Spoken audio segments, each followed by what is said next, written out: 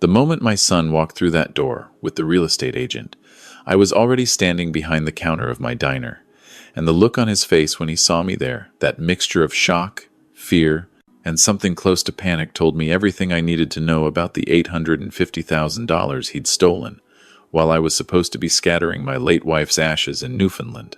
Let me back up. My name is Robert Mackenzie, but everyone in the neighborhood calls me Bob. I'm 68 years old, and for the past 32 years, I've owned Mackenzie's Diner on Queen Street East in Toronto. It's not much to look at from the outside. Red brick, worn awning, a neon sign that flickers on cold nights, but inside, it's home. My wife Margaret and I bought the place in 1992 with everything we had. She passed away 2 years ago from cancer, and losing her nearly broke me.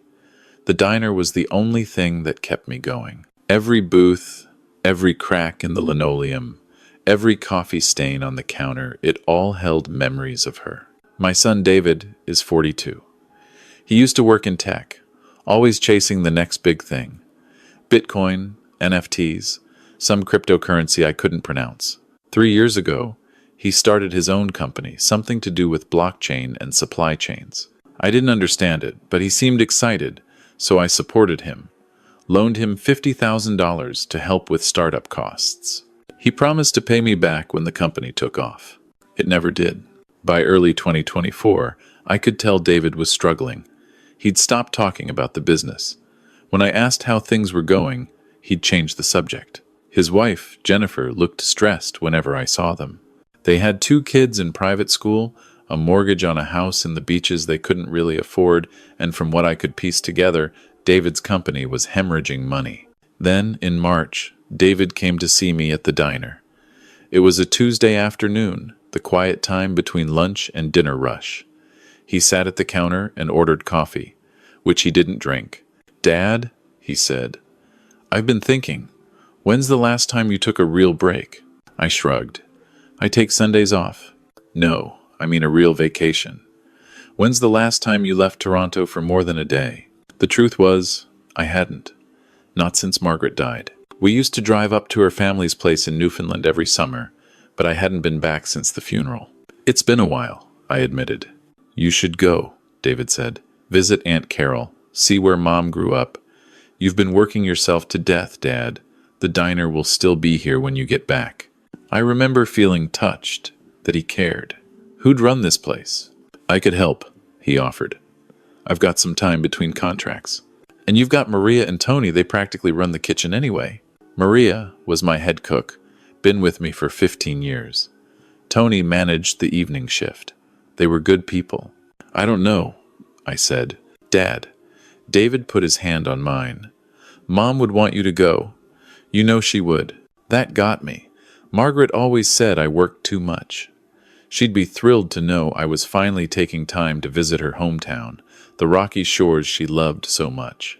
"Maybe you're right," I said. Over the next week, David convinced me to make it a proper trip. 3 months, he suggested. Spring and early summer in Newfoundland. I could stay with Margaret's sister Carol, reconnect with that side of the family, scatter some of Margaret's ashes in the places she loved. It sounded perfect. But then David brought up something else. "Dad, while you're gone, we should make sure all your affairs are in order. Just in case. Power of attorney, that sort of thing." I must have looked confused because he laughed. "I'm not saying anything's going to happen, but you're almost 70, and you'll be far away. What if there's an emergency? What if the diner needs repairs? Or there's a problem with your accounts?" It made sense. I'd been meaning to sort out that kind of thing anyway. "I could handle it," he said. "Just temporarily. While you're away. That way, if anything comes up, I can deal with it without bothering you." I should have questioned it. I should have wondered why he was so insistent.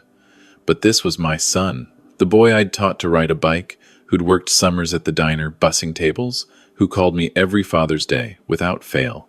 I trusted him. So I went to a lawyer and signed a limited power of attorney, giving David authority to manage my financial affairs while I was in Newfoundland. The lawyer explained everything, asked if I was sure. I said yes. On April 15th, David drove me to Union Station. I was taking the train to Halifax. then a ferry to Newfoundland. He hugged me at the platform. "Have an amazing time, Dad," he said. "Don't worry about anything here. I've got it covered." The first month in Newfoundland was exactly what I needed. Carol was wonderful, showing me all of Margaret's favorite spots. We scattered her ashes at Cape Spear at sunrise. I visited the house where she grew up. I ate fish and chips at the same shop she'd loved as a girl. For the first time since she died, I felt at peace. David called every week to check in. The diner was doing fine, he said. Maria and Tony had everything under control. Business was good. Don't rush back. Enjoy yourself. I believed him. It was early June when Carol noticed I seemed distracted. We were having tea in her kitchen, and I'd been staring out the window for 10 minutes. "What's on your mind, Bob?" she asked. "I miss the diner," I admitted. "I know it's only been 6 weeks, but I keep thinking about it. Margaret and I built that place together." "Why don't you call them?" Carol suggested. "Talk to Maria, see how things are really going." So I did. I called the diner's main line at lunchtime, when I knew it would be busy. It rang 6 times before someone picked up. "Mackenzie's Diner," a voice said. But it wasn't Maria. "Hi, this is Bob Mackenzie.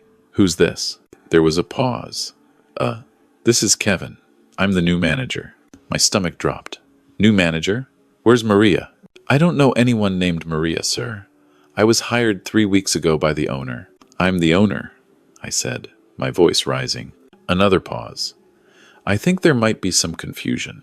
The owner's name is David Mackenzie." I hung up. My hands were shaking as I called David's cell. It went to voicemail. I called again. Voicemail. I tried Jennifer's number. She answered on the 3rd ring. "Bob, hi," she said, and I could hear something off in her tone. Guilt, maybe. "Jennifer, what's going on with the diner?" You should talk to David." "I'm trying to talk to David. He's not answering. Why is there a new manager? Where's Maria?" "Bob, I really think David should explain." "Where is my diner, Jennifer?" Silence. Then, quietly, David sold it. The world tilted. I sat down, hard, on Carol's kitchen floor. "What did you say?" "He sold the diner 6 weeks ago." "I'm so sorry, Bob. I told him not to. I told him you'd never forgive him. But he was desperate. The company was bankrupt. We were going to lose everything. And he said the power of attorney gave him the right." I don't remember the rest of that conversation. I remember Carol finding me on the floor. Remember her calling a doctor because she thought I was having a heart attack. I remember the crushing weight on my chest that had nothing to do with my heart and everything to do with betrayal. When I could finally think again, I called my lawyer in Toronto. His name was Patrick O'Brien, and he'd been handling my legal work for 20 years. "Patrick, my son sold my business while I was away. Can he do that? Is the power of attorney?" "Bob, slow down," Patrick said. "Tell me exactly what happened." I explained everything. When I finished, Patrick was quiet for a long moment. "A limited power of attorney doesn't give him authority to sell real estate or business assets," he said carefully. "That would require a specific provision, which I definitely didn't include in the document we drafted. If he sold the diner, he committed fraud. So I can get it back? Possibly. But Bob, if there's a legitimate buyer involved, they may have rights too. This is going to be complicated. You need to come home. Now." I was on a plane the next morning. During the 5-hour flight to Toronto, I tried to piece together what had happened. David must have forged additional documents, maybe convinced a notary that I'd given him full authority. He'd sold a business worth $850,000. The building, the equipment, the name, everything Margaret and I had built. For what? To save his failing company? To keep his house? To maintain an image of success he couldn't afford? Patrick met me at my apartment in the annex. I'd barely been there since Margaret died. I usually just slept in the small office above the diner. But I couldn't go there. Not yet. "The sale went through May 2nd, Patrick said, spreading papers across my kitchen table. "David sold Mackenzie's Diner to a numbered company for $850,000. The buyer is a restaurant group that's been buying up independent diners across Toronto. They've already invested another $100,000 in renovations. Can we reverse it? We can try. We'll need to prove fraud. which means proving David didn't have authority. The problem is, he produced documents at the closing that appeared to give him that authority. Forged documents. Almost certainly, but we'll need to prove it. I've filed an emergency motion. There's a hearing tomorrow afternoon. The judge will decide whether to freeze the assets while we investigate. What about the money? I asked. The $850,000? Patrick looked uncomfortable. According to the bank records I was able to access, David transferred the full amount to his company's account the same day. Within a week, it was gone. Paid to creditors, I assume. My son had stolen my life's work and burned through $850,000 in a week. That night, I did something I'm not proud of. I drove to David's house in the Beaches. It was after midnight. I sat in my car across the street, looking at the dark windows. A for sale sign stood in the front yard. They were trying to run. The next day's court hearing was brutal.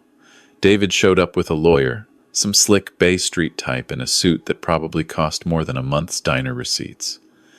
David wouldn't look at me. His lawyer argued that David had every right to sell the diner. He produced a document supposedly signed by me that gave David full power of attorney, including the right to sell real estate and business assets. That's not my signature, I said. The judge, a stern woman named Justice Morrison, examined the document. Mr. Mackenzie, this appears to be notarized. It's a forgery, I insisted. That's a serious accusation, she said. Patrick stood. Your Honor, we're requesting a forensic analysis of the signature and the document itself. We believe it was created without Mr. Robert Mackenzie's knowledge or consent while he was in Newfoundland. David's lawyer scoffed. My client's father signed this document before leaving for his trip. He's simply having seller's remorse. I never signed any such document, I said, my voice shaking. I gave him limited power of attorney to handle routine matters, not to steal my business. Justice Morrison studied both of us. I'm going to order a stay on any further transactions related to the property or the sale proceeds while we sort this out. Forensic analysis of the documents will be conducted. We'll reconvene in 2 weeks. It wasn't enough, but it was something. Over the next 2 weeks, I barely slept. Patrick hired a forensic document examiner who confirmed what I knew. The signature on the comprehensive power of attorney was a forgery. A good one David had practiced, probably traced my signature from other documents, but still a forgery. The notary, who'd supposedly witnessed it, didn't exist. The seal was fake. More importantly, we discovered that David had used the power of attorney to access my personal bank accounts too. Over the 3 months I was away, he'd withdrawn $47,000 from my savings. Small amounts, nothing that would trigger fraud alerts, but it added up. The second hearing was different. Armed with the forensic evidence, Patrick laid out a clear case of fraud. David's expensive lawyer looked less confident. Justice Morrison wasn't pleased. Mr. David Mackenzie, these findings are extremely troubling. The evidence strongly suggests you forged your father's signature, created false documents, and used them to steal and sell his business. David finally spoke. Your Honor, my father gave me permission. We discussed it before he left. That's a lie, I said. I was trying to help, David continued, and I could hear the desperation in his voice. The diner was struggling. Dad's getting old. He can't run it forever. I thought if I sold it, we could invest the money, set him up for retirement. By keeping the money for yourself? Patrick interrupted. By using it to pay your company's debts? David's face crumpled. For a moment, he looked like a child caught in a terrible lie. I was going to pay him back. Once my company recovered, your company is bankrupt, Patrick said flatly. Justice Morrison held up a hand. Enough. Based on the evidence presented, I'm ruling that the sale of Mackenzie's diner was conducted fraudulently. However, this presents a complication. My heart sank. The buyer appears to have acted in good faith, she continued. They conducted due diligence, verified the documents, paid fair market value. Legally, they may have rights as an innocent purchaser. What does that mean? I asked. It means this may not be a simple matter of reversing the sale. We'll need to determine an appropriate remedy that balances everyone's interests. The next few weeks were a nightmare of legal proceedings. The restaurant group that bought the diner was sympathetic, but firm. They'd paid $850,000 in good faith, invested another $100,000 in improvements, and had contracts with new suppliers. They weren't just going to give it back. Their lawyer proposed a solution. I could buy the diner back for $950,000, their original investment plus improvements. They'd even let me pay over time. I don't have $950,000, I told Patrick. I don't have anything. David took my savings. We can sue David for damages, Patrick said. Force him to repay everything. With what money? He's bankrupt. Patrick leaned back in his chair. There's another option. His house. It's worth about $1.2 million with a mortgage of around $500,000. We could force a sale, use his equity to repay you. That's where my grandchildren live. I know, Bob. But he stole from you. He destroyed your business, your savings, your trust. You have every legal right. I know what my rights are, I snapped. But Patrick was right. I couldn't just let it go. David had stolen everything Margaret and I built. If I didn't fight back, I'd be left with nothing. The criminal investigation moved faster than I expected. Within a month, the Crown Attorney's office charged David with fraud over $5,000, forgery, and theft. The evidence was overwhelming. Jennifer called me one night, crying. Bob, please. He's going to jail. The kids are terrified.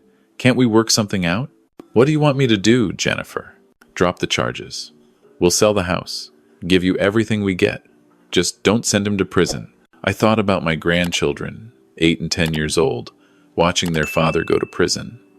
I thought about Margaret, who'd loved those kids fiercely. But I also thought about 32 years of 7-day weeks, of Margaret and I building something from nothing, of the trust I'd placed in my son. I'm not dropping the charges, I said, but I'll accept repayment, full repayment, every dollar he stole, plus my legal fees, plus interest. The math was brutal. $850,000 from the diner sale, $47,000 from my accounts, $68,000 in legal fees so far. Call it $965,000. They sold the house. After paying off the mortgage and real estate fees, they netted $620,000. It wasn't enough, but it was a start. David's lawyer negotiated a plea deal. David would plead guilty, repay what he could from the house sale, and agree to a payment plan for the rest. In exchange, the Crown would recommend a conditional sentence house arrest instead of prison. Justice Morrison accepted the plea, but made her feelings clear. Mr. David Mackenzie, you betrayed your father in the most fundamental way. You exploited his grief, his trust, and his absence to steal everything he'd worked for. A parent should be able to trust their child. You destroyed that. David was sentenced to 2 years of house arrest, 5 years probation, and ordered to repay the remaining $345,000 at $1,000 per month. At that rate, it would take him 28 years. As for the diner, I couldn't buy it back.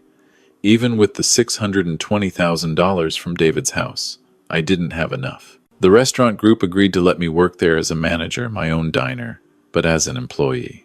They kept the name, at least. It was something.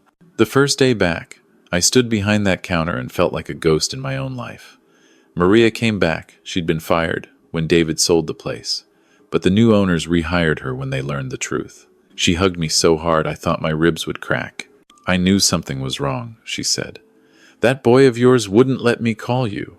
I should have pushed harder. It's not your fault, Maria, but it felt like everyone's fault, including mine. How had I not seen it? How had I trusted so easily? 3 months after the sentencing, I got a letter from David. He was still under house arrest, living in a rental apartment with Jennifer and the kids. She'd gone back to work as a teacher. They were barely scraping by. The letter was long, full of apologies and explanations. The company had been hemorrhaging money. He was desperate. He convinced himself I'd understand once I saw how he'd invested the money, how it would pay off in the long run. He'd planned to buy the diner back and surprise me with the profits from his company's success. Of course, the company hadn't succeeded. It had failed spectacularly, taking my life savings with it. "I know you'll never forgive me," he wrote. "I don't deserve forgiveness. But I need you to know that I love you, and I'm so, so sorry." I read that letter a dozen times. I wanted to feel something, anger, sadness, anything. Instead, I just felt hollow. My grandchildren don't talk to me anymore. Jennifer says they're angry I sent Daddy to jail, even though technically he's not in jail. They don't understand the difference. Maybe they will when they're older. Maybe they won't. I sent David a reply, eventually. Just 3 sentences. "You didn't just steal my diner. You stole the last thing I had of your mother. Don't contact me again." I heard through Carol that he framed that letter, keeps it on his desk as a reminder of what he lost.